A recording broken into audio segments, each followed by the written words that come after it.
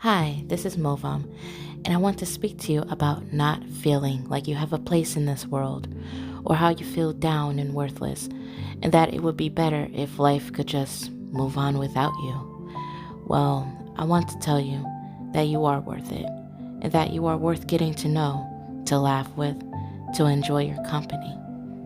We have been conditioned to believe that in order to live in this world, we have to have all this fame, all this money, these clothes that we wear because it shows off our success, our wins in life.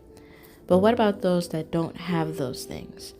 It doesn't mean you are worthless or that you don't deserve respect or honesty.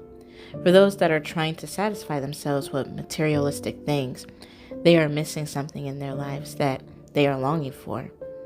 Is something missing in their lives that they can't seem to figure out? See, the thing is, you have people that are content with what they have. So, how do they get to that level of serenity? I find it interesting that there are a lot more content elderly people than there are with younger people, and a lot has to do with someone in their lives that they know that they can count on. Someone who is going to hold that candle to show you the way through the dark tunnel. To say you can live through this world alone and be content with life is foolish. Even if you don't live with someone right now, you are still finding ways to communicate with someone, whether it's talking through video games, dating apps, online chats like Facebook or Twitter, YouTube even, or even when you're at work.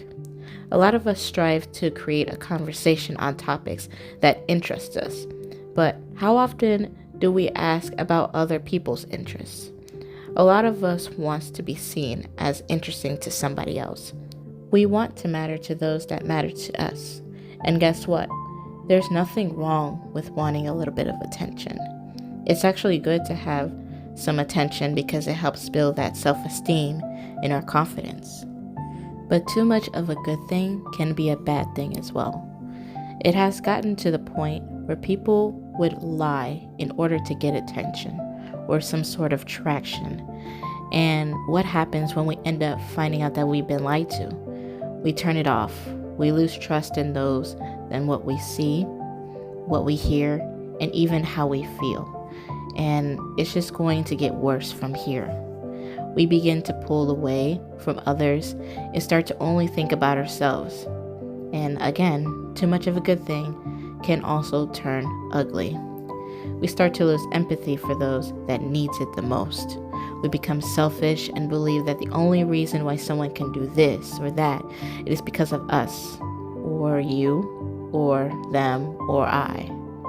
Well, who's to say that you were the first to do any of this? There was always room for growth and for mistakes and to reset. Problem is, we created an era where those things cannot happen. Next thing you know, there will be no more practice makes perfect or agree to disagree. It has to be black and white everywhere we go at all times. It has to be controlled and monitored. And we humans just don't live that way. We are meant to feel sadness, shame, guilt, and regret. How else are we supposed to know what it is that we are doing is wrong? Do we even want to fix the problem? Or do we want someone else to fix it for us? Or do we even know where to start? It would be nice that we could just be happy all the time and not have to worry about anything, but that's just not how life works. But that doesn't mean that what it is that you are feeling doesn't matter, because it does. In fact, it's a good thing to realize that something is wrong because then you would want to fix it. People will say that you would start by giving empathy, but in my personal opinion, we need to start expressing more humility. Humility is an antidote for pride. You can't express empathy when you're in a proud space. And when I mean proud, I mean those who genuinely believe that they are better than anyone, no matter who it is. And no, I'm not talking about celebrities. This could be your next door neighbor, it could be your friends or your family member, your boss, or it can even be you. And no, having confidence does not mean that you have a lot of pride. People tend to mix these two up all the time. Confidence, to me personally, is knowing both your strengths and weaknesses, but you are content within your own abilities and is willing to learn new things along the way. Confidence to me is a journey, not a destination. But when you have pride, in my personal opinion, is when you believe that you can do no wrong, that you can make no mistakes, and that you don't need to grow because you are already perfect. This is where you feel like you've reached your destination and that you don't need to go any further. I believe that when you don't allow yourself to feel these emotions, you're only cheating yourself.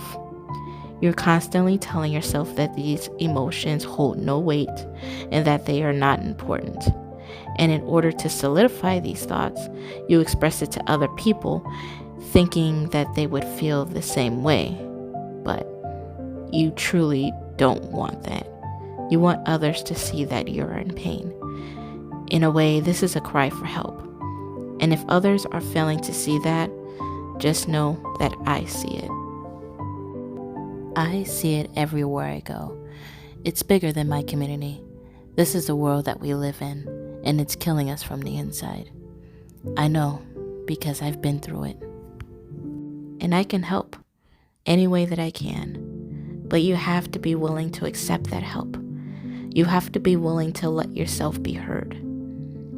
And first step to healing is acknowledging that there is a problem and that you indeed want to fix it. You want to get better.